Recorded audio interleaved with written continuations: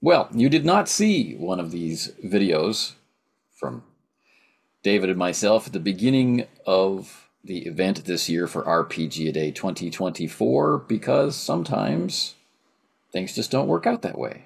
But I know you've all been waiting for it, so here it is. To close out RPG A Day 2024, we have gathered together early in the morning for David and late in the afternoon for me. This is an ideal time for gaming, by the way. And we thought we would do a quick thank you to all the people who participated and all the different ways that people participated, and talk about some fun ones that we found on some of our favorite days. But David, how did you find the event this year? I saw your name pop up a lot.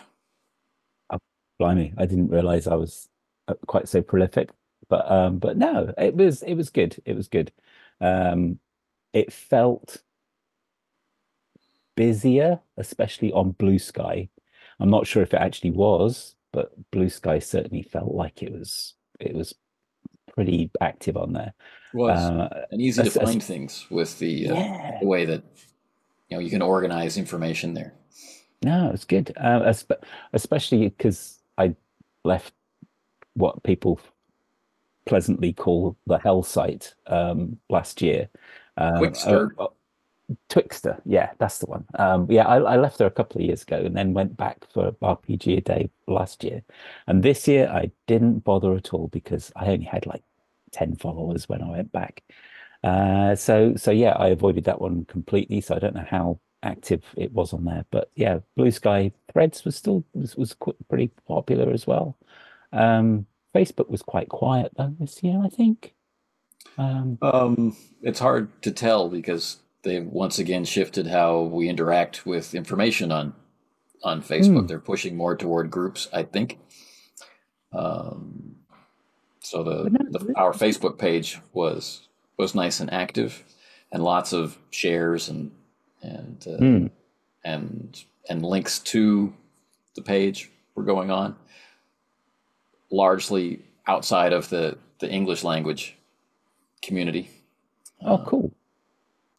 so yeah, it's getting Yeah. harder and harder each year to find people, Mm. but the searches that we do into the hashtag and how often the hashtag is being used and what types of places it's being used keeps going up. So it's kind of a strange experience on my end to track the Yeah. performance of or the spread of the event. Yeah. We should go back to the old newsletters. I mean, have it all in photocopies that you Big, send out to each other. right. Yeah. Have everybody mail it to central hubs, and then one person volunteers to photocopy all the responses and staple them all together and mail them out to everybody like we used to do in the old days. Yeah, I remember the old day. I used to be in like one of those fanzine sort of mailing groups, which just had there were like 30 of us all creating newsletters and then had to send out 30 and then you received 30 different ones. That was good. It was good. But yeah, Yeah, that maybe those a were bit exciting too times. archaic for this. Yes. All right. So we had two complete sets of prompts this time, right? Which gave Mhm. people a nice amount of flexibility for alternates, right? Following Mhm. one train, and if they got into difficulty imagining what their response would be, or just complete lack of familiarity or exposure to that thing, they could flip over to the other. So I thought Yeah. that was kind of nice, and the random element of the alternate prompts was fun for a lot of people, I think.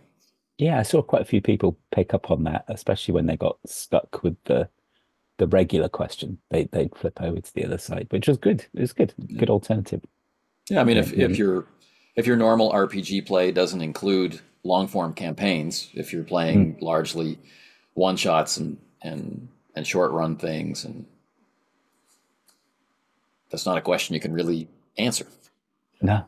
No, that's good. I Understandable. had the same problem when it came to things like apps and Right. gadgets because I don't use anything like that or miniatures. But yeah, it was good. It was good to have some alternatives in there. Yeah. Good fun. So there's some really creative stuff following that alternate list, particularly in podcasting. There was a lot of podcasters that took the challenge on either doing it weekly or daily. Imagine doing a daily 1 minute or so uh, response for your podcast or for a YouTube short. Quite a few people gave that Excellent. a try, and quite a few people made it all the way to the end. But there's some real creativity um, in there. So for really short, really punchy, creative, fantasy themed Mm. responses, I would recommend checking out the Pink Phantom. Okay. Right. Just search for the Phantom Thoughts podcast wherever it is that you go for your podcasts, and I think you'll enjoy uh, what the Pink Phantom manages to come up with every day for 31 days. It's pretty wild. Awesome. But we were talking before we started recording about some days that we particularly enjoyed, and Mhm. as you are the host, we have thrown it to you Oh, for blimey. selecting the days. What is our first day, David? I particularly liked some of the responses for day 10, which was an RPG you'd like to see on TV. Right. There were a couple of ones that leapt out to me. ML Strauss is one of our regulars on Facebook. Complained that there was no second season of Tales from the Loop, the TV series on Amazon. After especially as it first series was pretty good, even if it was a little bit gut wrenching in some places. But yeah, and then suggested like Mutant Year Zero, possibly Gamma World type stuff. And I know it's getting a bit close to the success of Fallout, but yeah, I could see that working. Still Uh, different. and and another one of our regulars, Bat Brewster. So I have to call you Bat because it sounds cooler. Suggested doing Mage, but that's mostly because I'm a big Mage fan, and It'd be pretty I awesome. quite I quite miss Mage. But then I'm a big fan of like the TV series The Magicians, so I'd love to see something continuing that sort of weirdness and reality bending against technology. Yeah, I'd love Especially to if see it something could along those grow lines. over time. Like start with some orphans Yeah, getting, connected to the traditions and or the technocracy either way, and then see how yeah, far up the rabbit hole goes. That would awesome. be What wild. about you? What did Well, you find? day 10, I've got some here. This day 10, right? So one name that kept popping up a lot was the TARDIS Captain's blog of Holden. Oh yeah, yeah. I saw that name come up quite a few It caught my times. eye. So it's random musings from a geek dad. And so this is a fun one to read. And from day 10, which is the day that we're talking about for taking an RPG and introducing it to television. This has been done in the past Mhm. to different degrees of success. Some of us may remember the Battletech cartoon. Mm. Some people love it and some people are bewildered by it. But either way, it was a fun part of Saturday mornings. Oh And yeah. of course, there's Kindred, the Embraced. That was legendary. Yes, Terribly cut short, but yeah, it was amazing. a little bit too much real life in the way of that one. Yeah. But his response, uh, TARDIS Captain's blog of Holding on day 10, talks about a lot of stuff going one way from television and media into role playing games, and then Hmm. sets us up very nicely for, well, what about the other way? And it's kind of funny and nice choices, and for those of us who carry with us a greater extent of time in our memory, there are some there are some callbacks that are, that are wonderfully familiar, and so that's kind of cool. So I like that. So the TARDIS Captain's Blog of Holding, Day 10, is a good one to take a look at. And then another very evocative name, Halls of the Nephilim, Awesome. Day Maybe 10. they're a Fields of the Nephilim fan as well. Yes. Right. Ah, back to my old lost Oh, days. yes. So RPG you'd like to see on TV, and he has a suggestion that is both general, like a just a game, the way that the game works itself, and Hmm. then some specific properties available for the game. And I'm not going to say what the game is. I have to go to Halls of the Nephilim. This is a blogger blog for their Day 10 entry to see what it was they suggested. Although you Awesome. might be able to get a hint of it in the artwork right there on the screen if Oh, you are particularly perceptive. But the I, last I, thing, I pardon? was just going to say, I hadn't thought of suggesting a format for a TV series. I had this weird idea many, many years ago. Here comes pitch time. The television series Forged in Fire. I thought Yes, about, I always thought about doing a tabletop RPG version, and we're going to call it Rolled at Random. And like the first stage is people create characters, and then they test the characters by having to fight things at the end. challenges. And then, yeah, I don't know if that would work. So that's one for those people who like producing web series. We're looking Could at be the you. next tabletop. My last day 10 thing comes from Old Purple itself, from RPG Net, where every year, going back for years, you can find a dedicated number of folks going through the forum day by day. And so when August 10th rolls around, we've got some interesting suggestions from different people, and some of their names are I'm not sure how to pronounce their internet handles. So we'll look at some of the suggestions. We've got Wander Home, Nice. Oh yeah, that'd be good. Mothership. Oh yeah, yeah, That'd be yeah. definitely on an HBO show, I think. How the characters you get through in that. And Night's Black Agents, Ooh, or Delta Green done as True Detective. yeah, that would work. I'd like Right. to see that. And and lots of votes for Delta Green.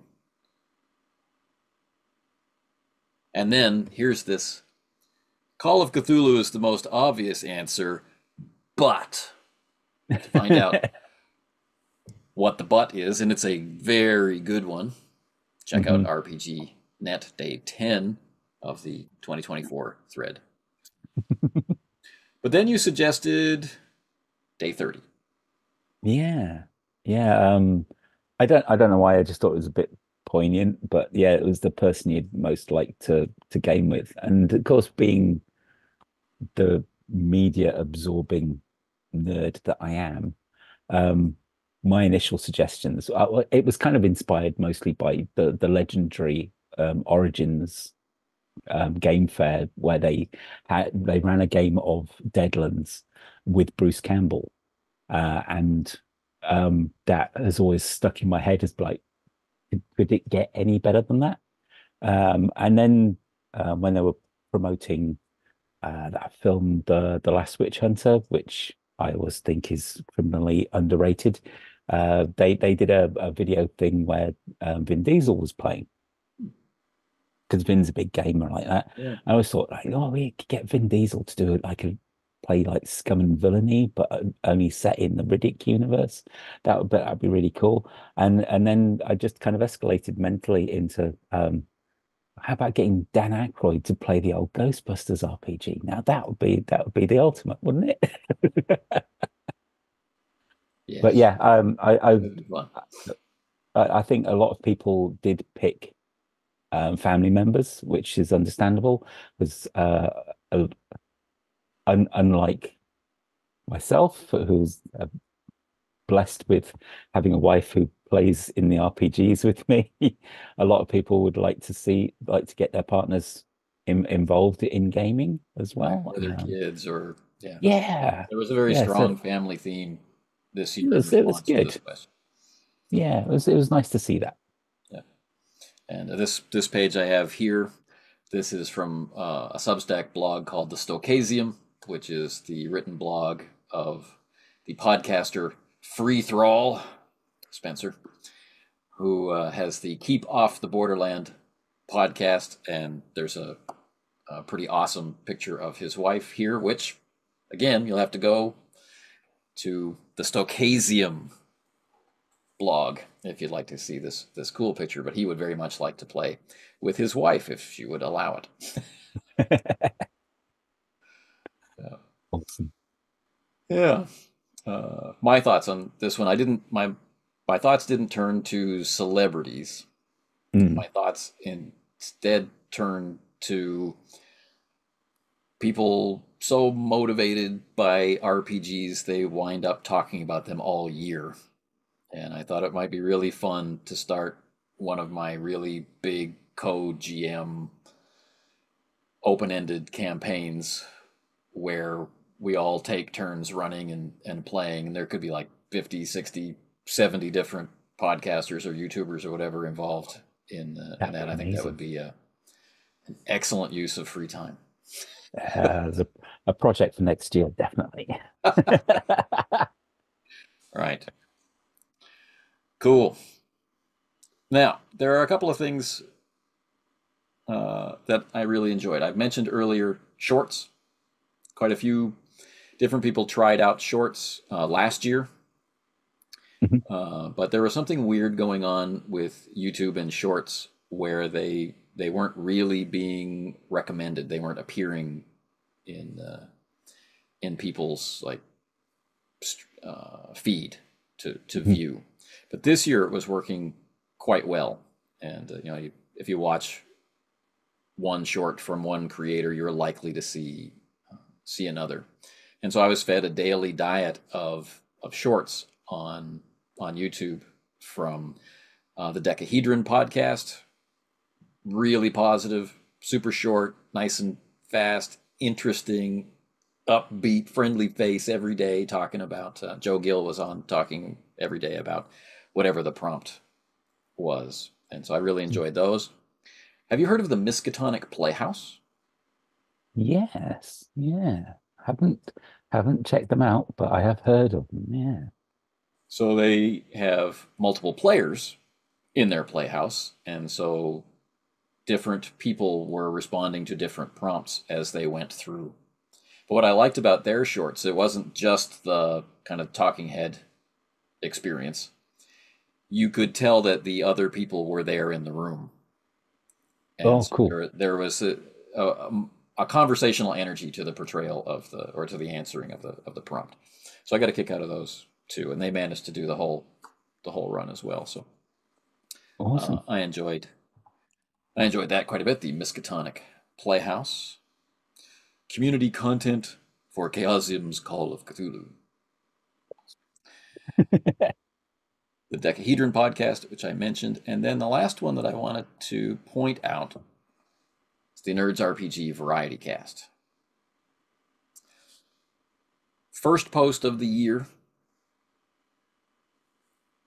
for the event. Mhm. All of the prompts all at once, like Eric Oh, Draven in the film version of The Crow delivering all of the memories. Uh, Everything all at once. The Nerds RPG Variety Cast on the first day of the event had a panel discussion where they talked about and just enthused over and enjoyed and asked questions about and found their way through all 31 prompts. And it was just really a fantastic way to start uh, the event this year.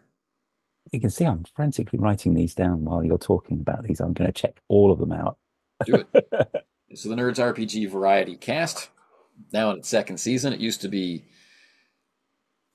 releasing multiple long form episodes every week. It's now shifted to a couple of long form episodes every month, really packed with interesting stuff, book reviews, movie reviews, game reviews, and Fantastic. long conversations about 31 prompts about RPGs.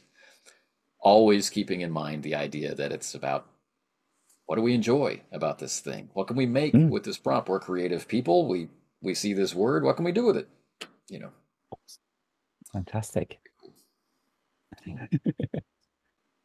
I suppose I should really put a little call out in there as well.